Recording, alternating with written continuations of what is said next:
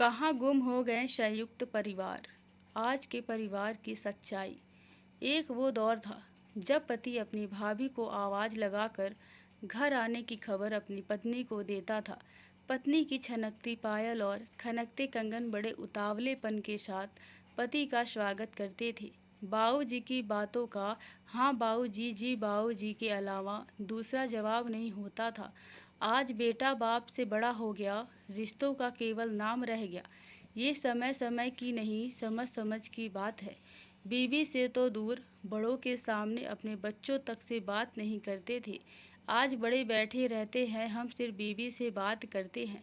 दादाजी के कंधे तो मानो पोतों पोतियों के लिए आरक्षित होते थे। काका ही भतीजों के दोस्त हुआ करते थे।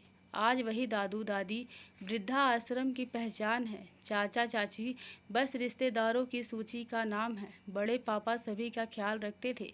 अपने बेटे के लिए जो खिलौना खरीदा वैसा ही खिलौना परिवार के सभी बच्चों के लिए लाते थे। ताऊ जी आज सिर्फ पहचान रह गए और छोटे बच्चे पता नहीं कब जवान हो गए। दादी जब बिलोना करती थी, बेटों को भले ही छाछ दे पर मक्खन तो केवल पोतों में ही बांटती थी। दादी ने पोतों की आस छोड़ दी क्योंकि पोतों ने अपनी राह अलग मोड़ दी। राखी पर बुआ आती थी, घर में नहीं मोहल्ले में। फूफा जी को चाय नाश्ते पर बुलाते थे। अब बुआ जी बस दादा दादी के बीमार होने पर आती है। किसी और को उनसे मतलब नहीं, चुपचाप नया नीर बरसा कर वो भी चले जाते हैं। शायद मेरे शब्दों का कोई महत्व ना हो, पर कोशिश करना इस भीड़ में खुद को पहचानने की। हम सब जिंदा हैं या जी रहे हैं। ये अंग्रेजी ने अपना स्वांग रचा दिया। शिक्षा के चक्र में संस्कारों को ही भुला दिया। बालक की प्रथम पाठशाला परिवार, पहला शिक्षक उसकी माँ होती थी।